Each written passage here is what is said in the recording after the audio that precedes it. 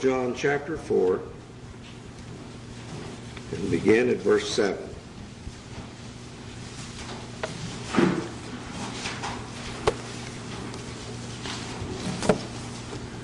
Beloved, let us love one another, for love is of God, and every one that loveth is born of God and knoweth God.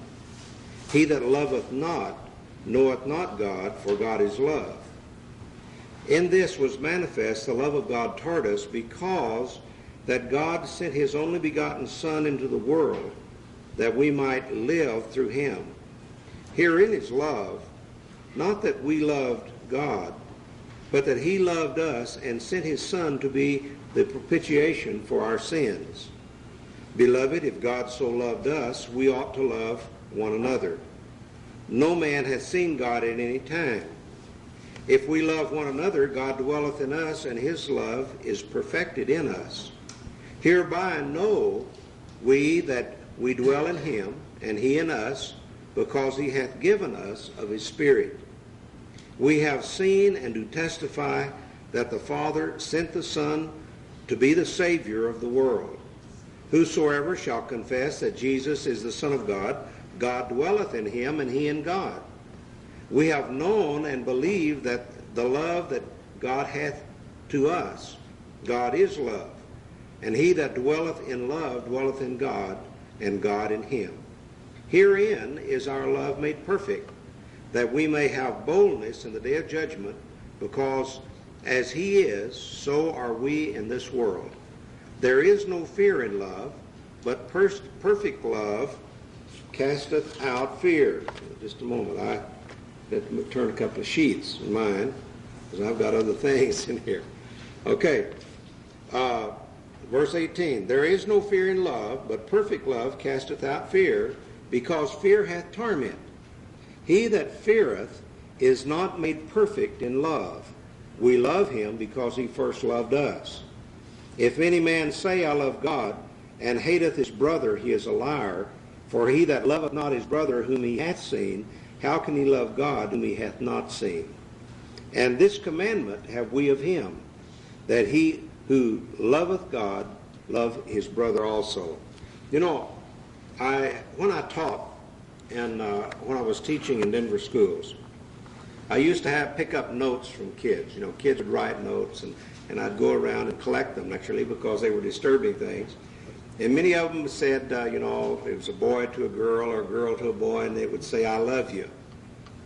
Now, it's kind of funny that you might think it's kind of funny, but you know, as children grow up and get to knowing one another, get to liking one another, they think they're in love. There's a Western song that I hear every so often that I really like, and I get a kick out of it every time I hear it, and it's about a fella who tells God that, Lord, you know, this is the girl I want to live with the rest of my life. And but he didn't marry her. And the song goes on, and he comes back with his wife one day, and he and his wife go down, and they bump into this girl that he thought he couldn't live without. And after that, the song says, I thank God for unanswered prayers. I get a kick out of that song every time I listen to it, but there's a real message in it. Because sometimes God answers our prayers in the negative, you know, because he knows that it would be harder on us and worse for us if he answered our prayer. But what is love? You know, I've seen people say, well, I love you. And by the way, there's several degrees of love that we'll talk about in a minute. But someone defined it, and I thought it's kind of a cute definition. They said love is a tickling around the heart that you can't scratch. Well, I don't know whether that's the case or not. You know, sometimes when you're in love, you're the most miserable. But we can talk about that also in a little bit. But there are some degrees in love.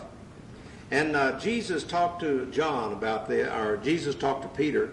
And if you'll turn to book of John, the regular John, chapter 21, the last chapter, we'll see some of these that he talked about. Now there's a degree of love here that he did not talk about, but let's look at it just a moment. It is if I can get my pages turned. John 21, and let's look at verse 17. Oh, wait a minute, I still hadn't gotten it. Sorry. Verse 15. Now you know the story how that Jesus had been fishing, or the disciples had gone fishing. And by the way, fellas, they went fishing on Sunday here, they say. So we don't want to do that. But anyway, Jesus was on the shore, and Peter hadn't caught anything. And then Jesus had told him to cast the net on the other side, and they'd catch something. So he did. And Peter recognized then it was the Lord, and he jumped into the water and swam to shore. And when he got there, Jesus had some things ready. And folks, I found out a long time ago, when we have troubles and trials and tribulation, and when we really look to Jesus, Jesus has everything ready for us. Sometimes he wants us to go through a little problem before. But in verse 15, he said, so when they had dined, Jesus said to Peter, see, they'd already eaten. Jesus had the fire and the fish and so forth. So he said, when they had dined, Jesus said to Simon Peter, Simon, son of Jonas, lovest thou me more than these? And some of these days, folks, I'm going to go through this chapter with you because I love it. But the word love that Jesus used here, lovest thou me, is the Greek word, and it's pronounced several different ways. I was taught to pronounce it agapos, but you'll hear people pronounce it in several different ways. And it's a Greek word which means literally a very deep love, a concern for the other person's welfare, even above their own welfare. And this is the kind of love a person should really have, actually, between man and wife. It should also be the kind of love that we have for the lost. Be willing to do everything we can to get people saved. And Peter said to him, Jesus said to him, lovest thou me more than these? More than these what? Folks, more than the fish. He said, lovest thou me more than these? You see, Peter had been a fisherman. That's the way he made his living. And he had gone back to the old way of making a living. And he had just, he said, Jesus is gone. And this, by the way, was about 35 days after the Passover. I mean, after his death at the Passover. And Jesus had not yet ascended. And Peter then answered, he said unto him, yea, Lord, thou knowest that I love thee. And that word, he used the Greek word phileo. And phileo is where we get our word Phyllis or Philip or Philadelphia. And it's a fondness. It means a fondness for. A friendship thing. A close friendship. A very fond of you. And see, many times when we use the word love, we just say love. But and most of the time, by the way we talk and the way we speak, the person that hears is receiving the message of that degree of love. And that's just, it's kind of normal. But he said, Jesus said, Peter, do you love me more than these? Do you see? I mean, do you have a concern for my welfare even above all of these others? And Peter turned around and said, yea, Lord, thou knowest that I'm fond of you. Do you see the difference in the degree? And he goes on through there, and for 2 times Jesus uses the Greek word agapao. Peter returns all 3 times the statement, I'm fond of you. And the last time Jesus asked Peter, actually in verse 17, he said to him the 3rd time, Simon, son of Jonas, lovest thou me? And see, in this particular case, he takes the word phileo. Peter, are you just deeply concerned about our friendship? And then he told him, after the 3rd time, Peter was grieved, and he said, when Jesus said, lovest thou me? And he said unto him, Lord, thou knowest all things, thou knowest that I love you. And again, this word phileo is used. And Jesus said to him that time, feed my sheep. Now folks, love is a different thing. There's degrees of love. Agapao meaning deeply, a concern for the welfare of, even to the point of being willing to give one's life for another. And that's the kind of love that married couples should have. Willing to do just about anything that is reasonable to please the mate and to help the mate.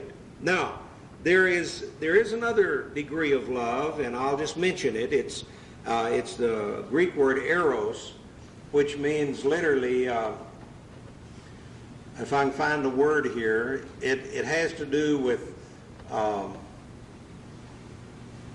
I was trying to think of a word, and suddenly I can't think of it. It blocked me out. No, eros has to do with a physical attraction and an illicit lust, physical attraction, and that's eros. That's a different kind, which actually should not be held by a Christian, by the way. Now, where does love come from? Well, love kind of arises out of our needs, a sense of security. Before even a child is born, a child gets, some people might call it, vibrations from the mother, even before it's born. If the mother is going through some very traumatic things emotionally, the child will also go through those traumatic things. If a mother is going through a peaceful situation, the child also goes through a peaceful situation.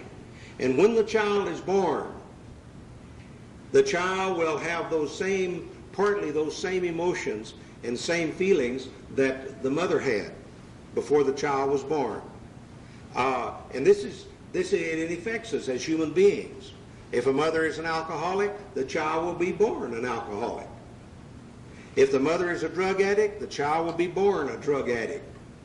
And it has to go through the same withdrawal symptoms to get rid of it that the mother would have to go through to get rid of that problem. And so, folks, it's a serious thing, because a child will pick up feelings of insecurity if the mother feels insecure. If the mother is insecure with her husband, or insecure in some other way, the child will pick that up. If the parents get angry and fight, this affects the child. And even after the child's born, before it can even speak or before it can even think, these things come to light. You let the mother and the father yell and scream at one another, and the child will get irritated and may cry and cry and cry and cry. And it affects their sense of security. So love comes from a sense of security. Love comes from more than that, but that's one of the aspects. It needs security. If you see a child going around all the time sucking its thumb, then they have not matured. They have not grown up. They feel like they're unloved. And folks, many times we as human beings, especially a little child growing up, dwells on these feelings of being unloved, and it affects their entire lifestyle. And one of the things they've got to learn, a child needs to learn early in life, is that they are an individual. And as an individual, they've got to take care of themselves, and they've got to watch over themselves. And no one else can take care of them or watch over them all their life. It's an impossibility. And so we should be, as parents, trying to wean our children away from us by the time they are a few years old, in order to make them independent. But nevertheless, also, you'll find a fear of failure. Love is squashed when there's this fear of failure. And many times we as parents are partly to blame at that, and we do these things without realizing. We get after the children or jump onto them or tell them, can't you do anything right, And I've told you the little story how that the little boy was born, and he was working on a little box, and a parent would come in and say, can't you do anything right? Another one would come in and say, can't you do anything right? And they kept on and kept on. And finally, both of them came in, jumped all over him, and he punched a little button in his box, and they just disappeared, just evaporated. And that's the way some children like to do, Sometimes children like for us as parents to evaporate, just to kind of get rid of us. But anyway, this is because of fear of failure. And sometimes we help to plant that in their minds, which is not good. And let me tell you another thing, folks. Sometimes it's not the message that's given, but how the message is received. And each child has to learn to receive the message, and not only receive it, but to act according to what is right. And that should be taught as young. You know, if I had the opportunity to go over and do it all over again, which I don't want, but if I had the opportunity to raise the children all over again, I'd do it a lot different. Now, the trouble of it is we learn too late. We get smart too late in life. And when we needed it when we were younger. But that's a part of growing. And it's a part of development. Now, along with love, children need to be accepted as equals. And there's a time in their life that they've got to come to this. And real love accepts this. Not only in children, but in one another. Children have a great fear of being rejected. And rejection is the opposite of love. You see, if we have feelings of rejection, then we will do more things to try to gain love. And this is what happens to us as we grow up. Love really is kind of a subliminal attraction. Subliminal means it's not directly where we can put our finger on it. It's in the lower part of our mind. And sometimes we can't grasp what it's about. Why does the man fall in love with the girl that he does? Or the girl fall in love with the man that he does? You know, it's just, there's no answer. What about a couple that parents choose their mate and they get married? That's why the Bible says over there, why you older women teach the younger women how to love their husbands, because marriages were arranged during that time. And in most of the world today, folks, marriages are still arranged. And I don't know if they do any better than supposedly falling in love, but because it's actually how two people work things out anyway. But how do we manifest love? Let me go through a couple of things, though, before we do that. Love is not ownership. And young people need to understand this, and adults need to understand it. You know, I say I love my dog, but I don't love my dog the way I would love my wife. Now, she may think so. She might say, you kicked the dog and now, you know, you're kicking me. No, that's not the case. But see, loving a wife or a child is not ownership. And how many times I have seen children at school, boy starts going with a girl or girl starts going with a boy, and the boy says to everybody else, you leave her alone, she's mine. No, she's not yours. I mean, you don't own the girl like you'd own a puppy dog, or vice versa. And by the way, this goes on both ways. And love is not ownership at all. And love is a concern for the other person's welfare, and it also is it's looking out for that person's benefits. And so it's hard sometimes to get these things of love in there, because we've got the idea, if I love something, it's mine. But that's not what love really is. Love really is giving of self. It's giving self. You see, love is one thing you can give away and give away and give away and give away and still have plenty of. And you can think about it, because that's what happens. Love is self-giving. Love is giving oneself. That's why God loved us. He gave His only begotten Son. See, He gave the most precious thing that He had to you and me. And that's real love. And folks, we need to understand this. And love also has the idea of loyalty and working together, helping one another. But let's look for just a moment. How can we manifest love? And as a human being and as a Christian, it's the same both ways. First thing, love is long-suffering. Did you notice this? In fact, you ought to read 1 Corinthians 13. Love is very long-suffering. I mean, sometimes the sad thing of it is in marriage, by the way, is persons go along together and keep saying, I love you, and all of a sudden they wake up to find out they don't even know one another. They're not even friends. And then divorces happen. See, they get married for the wrong reason. Folks, you don't necessarily get married just because I love you or I have a chemical attraction to you.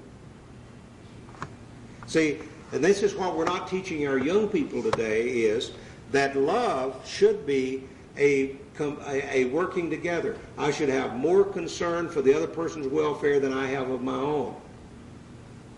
And I should also search for someone who will be a friend, who will walk with me, who we can share together. And this is what love is all about. But love is long-suffering. Love also is kindness.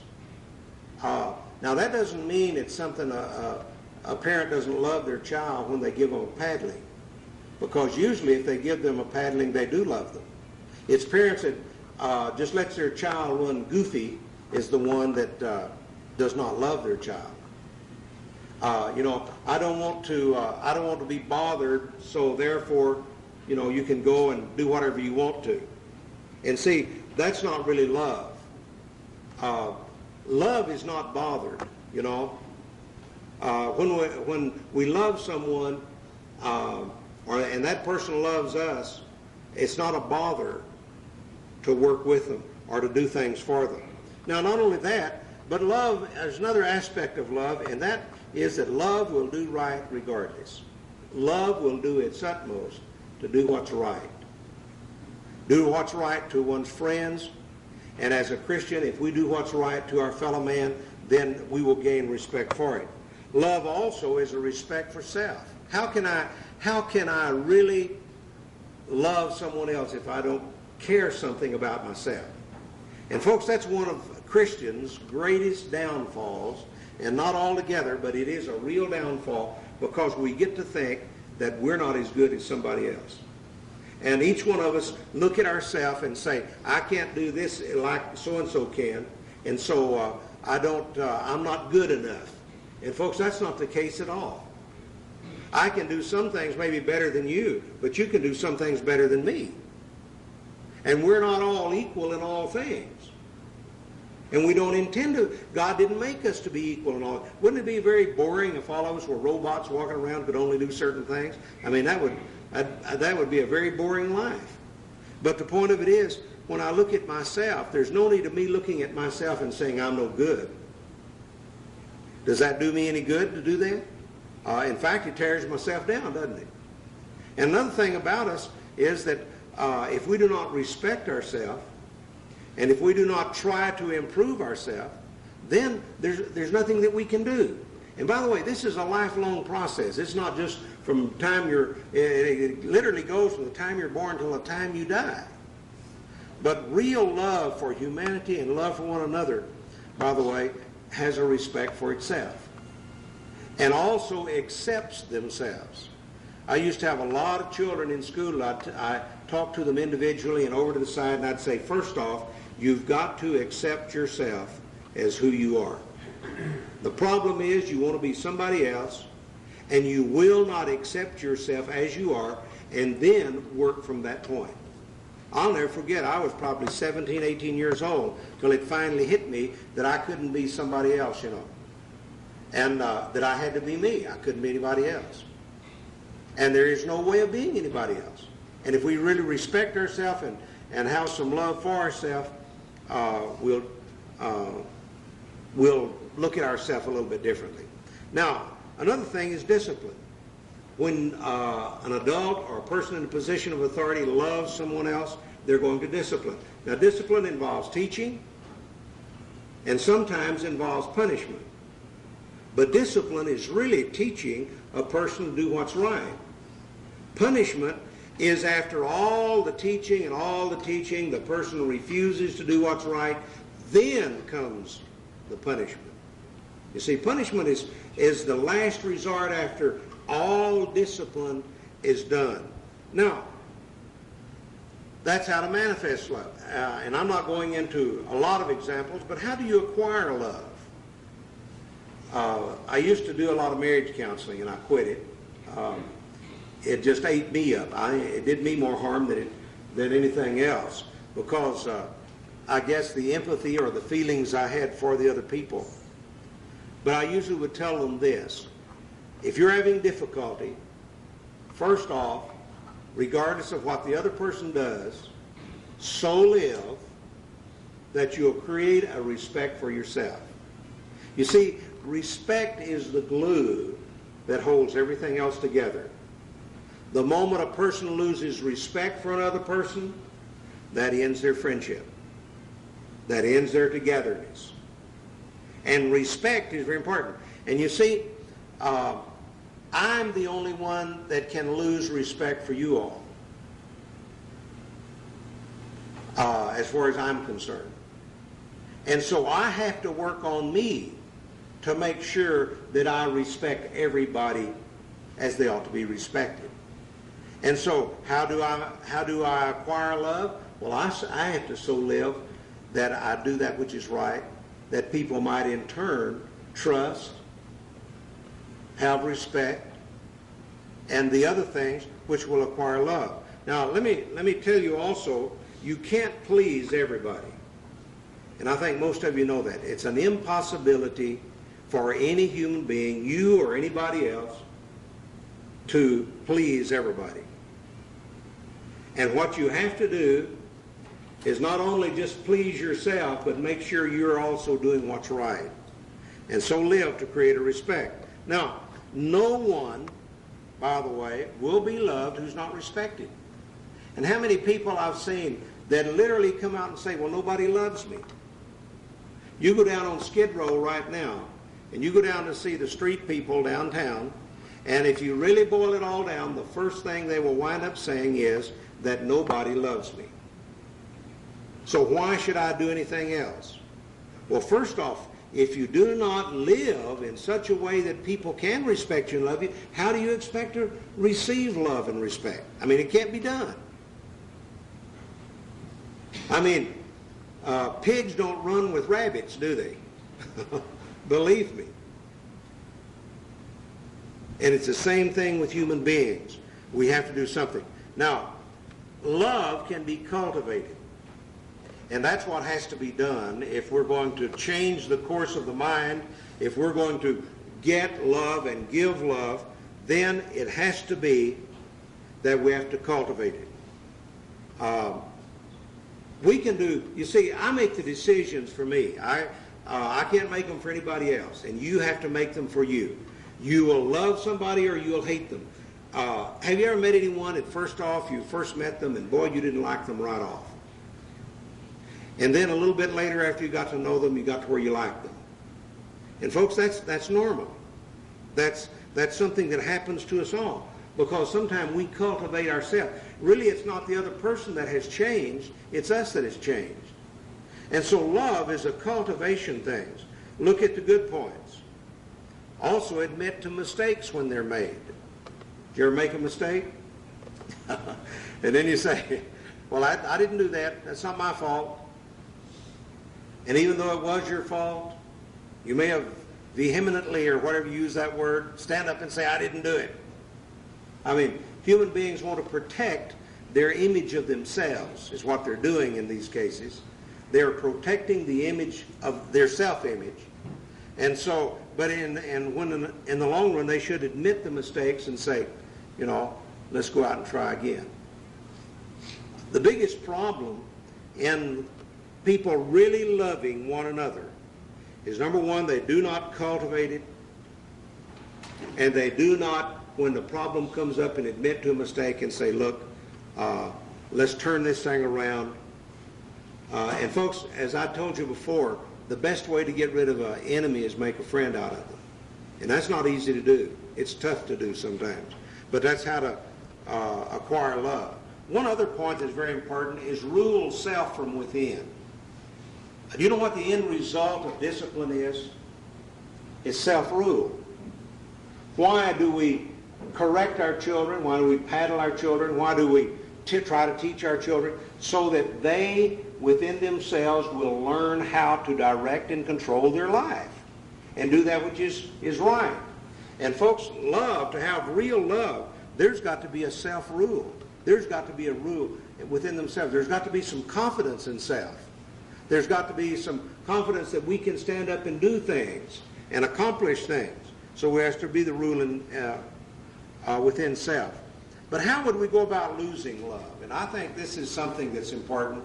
And one of these days, in fact, I'm going to talk about how a woman can win her husband. Because there are ways, a man, by the way, win the wife. I mean, it works both ways. But there are some things. How do you lose love? And young people need to understand this very definitely. First off, demand more than is necessary. I've seen more marriages ruined because it's usually the husband that demands more out of his wife than the wife can give. On the other hand, that's getting turned around in this day and age. And a lot of men are not marrying or marrying late in life because they look at women and they have been hurt and rejected and pulled away and all this, that, and the other. And so they say, why get married? All we're going to do is fuss and fight. And so, demand more than's necessary. And sometimes women, by the way, are just as bad as men at demanding more than's necessary. Some men can never please their wives. Regardless of how hard they work and everything they give them, they are never pleased. And folks, that's hard to handle. On the other hand, sometimes it's the same thing with the man or the woman. It can go both ways, one just as much as the other. Demand more than's necessary. And I'll guarantee you'll lose respect in a hurry. How'd you like to be a boss and one of your workers come in and just demand and demand and demand, demand, demand? It's not much fun because I've been on both sides of the fence and it's not any fun at all. But demand more than, and you'll lose respect. Also, another way to lose love. And by the way, these are principles. I'm not talking about a husband and wife, but this works with friend and friend. This works between man and the boss, or the person and the boss. But another way to lose love is take a person for granted. I mean, well, I expect you to do this. I mean, I expected that. Folks, it's very easy that way to lose love if we start taking a person for granted that they're going to go ahead and do it. Now, they should go ahead and do what's right, period. All of us should. But we should be grateful for what people do, even the little things. And we should look after it. Also, we need to look after our own interest. By the way, if you want to lose love, look after all your own interests first. Just don't pay any attention to the friend or the wife or the husband. Look after your own interests first. Now, when I grew up, and I've said this several times, but when I grew up and they had a dinner and everybody was around like on Sunday, the adults ate first and the children waited. And if there's anything left, the children got it. There was always things left. But it's not that way today. In fact, I'm sorry to say that our society have almost become children worshipers today. And it should not be that way. Because children do not learn the hardships. It's a little off the subject, but one of the most important ways for children to learn is to fail. And a lot of people get all upset and uptight because a person may fail. Well, folks, a human being has a right to fail just as much as they have a right to succeed. And sometimes we learn more from our failures than we do from our successes. The problem of it is we can't let that get too far along in life, and we can't learn some of the lessons that we ought to learn too late in life because it really affects us then. But love is very important. If you want to lose love, just look after your own interests first. I mean, just ignore the friend or the loved one. That'll sure do it. Do not take other people's feelings into consideration. I mean, if you want to lose love, just ignore their needs and ignore their feelings. I had a friend. Well, I don't know whether I should call him a friend or not, but when I was in school, when I was teaching, that every time I turned around, he would take advantage.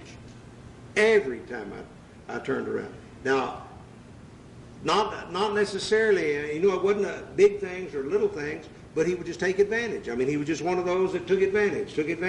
Well, you can say one thing about it. I don't run around with that fellow. And I don't even care about seeing him, to tell you the truth. Because, you get fed up with that. And so if you want to lose love and lose friends, take advantage. Take advantage every chance you can get. And I'll guarantee you, you'll lose them. Because it's one of the best ways to get rid of them. Now, another way to lose love is literally to down every action that the person does. Now, as I've said to you before, folks, a lot of things in life are not really right or wrong. There's a lot of things in life that are in this gray area. And when they get into that gray area, if a child is doing something and you say, well, you're not doing that right. Well, the child immediately thinks of right and wrong. He does not think of efficiency or inefficient. You see, right and wrong is moral. Efficient or inefficient is just something of our actions. Now, what we should do instead is to say, how about trying this? But our children grow up, if we're not careful, with a real strong sense of right and wrong, and a lot of things they're considering as a moral choice, right and wrong, is nothing but efficiency or inefficiency. And folks, sometimes a person, when we say you're not doing this right, we're simply meaning you're not doing that the way I would do it.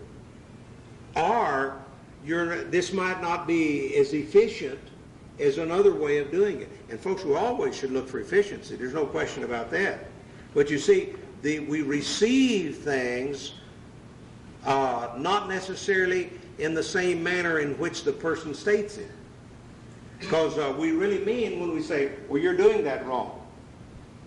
And this is one of the problems in school. A child, let's say, is working a math problem, and the teacher comes and says, you're doing that wrong. See, they get the idea, again, of this moral choice. And then they begin to think, well, I'm wrong. I must just be a very wrong person. And there's something wrong on the inside of me. When it should be, you're not doing this the most efficient method. Let me show you a more efficient way of doing things. And folks, that would have helped a lot, I think, with all of us in growing up. But down the river action. How to lose love? Call the wife or the husband down every chance you get. Give them the ugly prize, you know.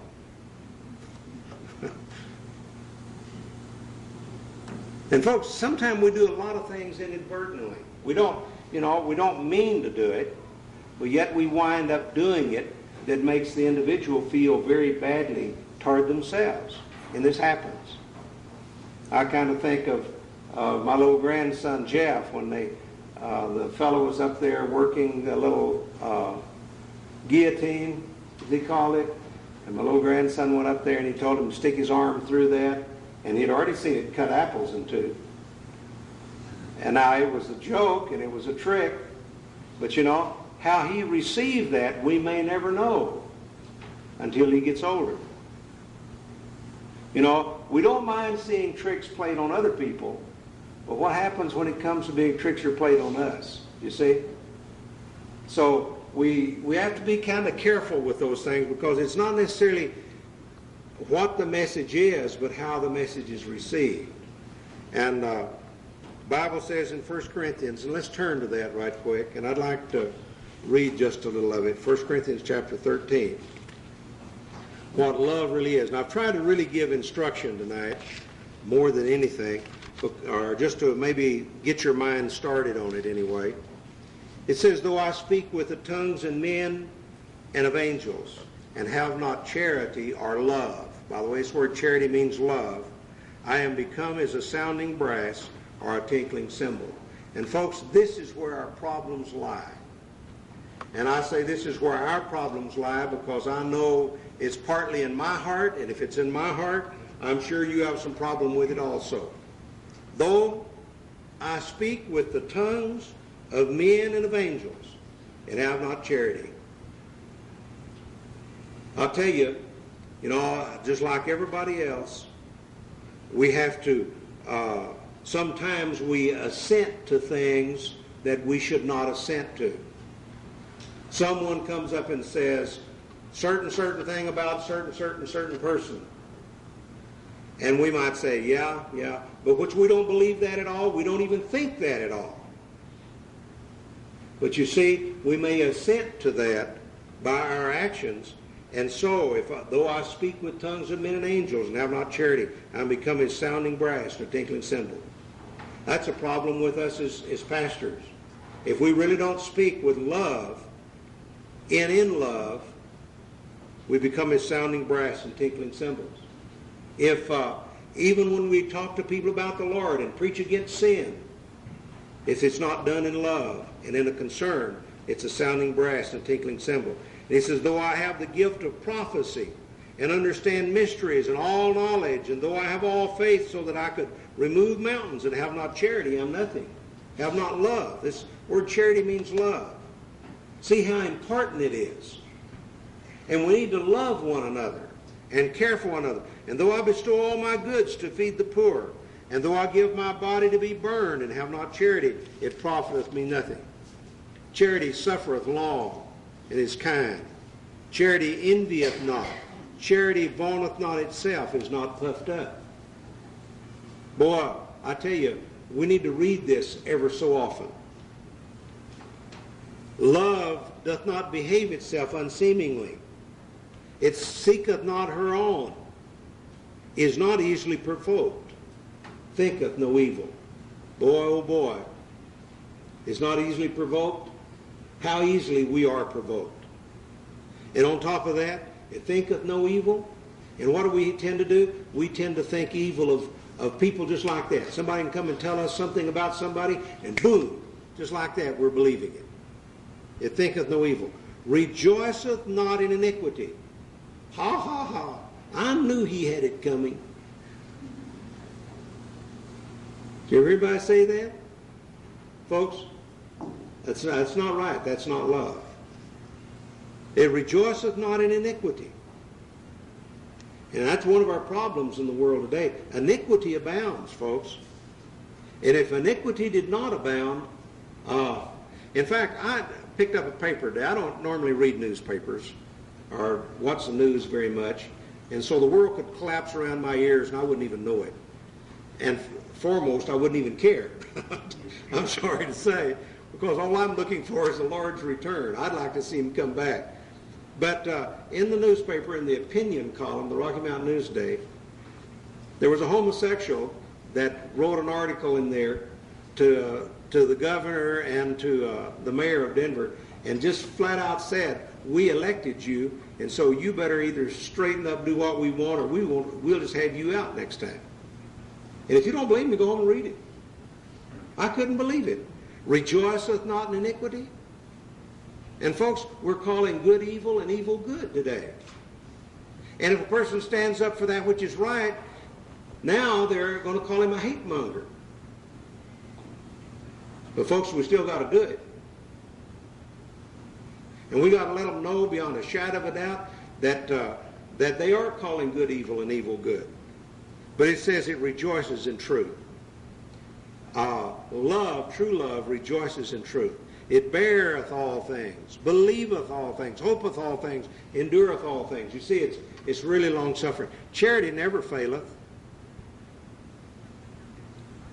And folks, that's one of the most important things in the world is love. Love never fails. You know, it's amazing. I used to ask the children, when's the last time you went home and told your mother you loved her? I used to teach the kids in school a little program I call How to Wrap Your Parents Around Your Finger. And I'll do that here at church one of these days. Because it's very important. And the first thing I tell them, go home and tell your mother that you love her. Your mother and your father. They go ahead and put your arm around her and say, you know, I really love you. I really care for you. You've been a good mother. And I'll tell you something, folks. It happened. I taught this to a group of 7th graders at Henry many, many years ago. And as I've probably said to you before, you could have written every one of their names on the board and they couldn't have picked out their own. I mean, they were that dumb. As far as reading ability, they had none. And this little boy went home and he did this. he went home, and he was a tough little character. I mean, he was, every kid in school was afraid of him. He was mean, or he looked mean, or acted mean. And he went home and told his mother, he said, I love you. And when he came back and told me about it, he said, I said, well, what did your mother do? He says, I don't know, she ran into the other room. But see, you know what you did. And folks, I tell you, telling someone you love them will break down more barriers between people than any other thing. There's 4 or 5 magic words that I tell people to use. One of them is thank you. How often do people thank people? Another one, it's like, I love you. I care for you. And folks, there's just a few little things like that brings in a reaction from other people. And if we really love other people, we're going to learn those little things that bring that reaction out. Because it's very important. Charity never faileth, you see. And when there's a problem involved you don't know what to do with, love them anyway. I mean, it never fails. That's the important thing. Charity never faileth. But whether there be prophecies or preaching, they shall fail. Whether there be tongues or languages, they shall cease. Whether there be knowledge, it shall vanish away. For we know in part, and by the way, that knowledge does vanish away, I can tell you very truthfully, because as I get older, more knowledge vanishes away. And sometimes I can't get things out of my mind the way I want them.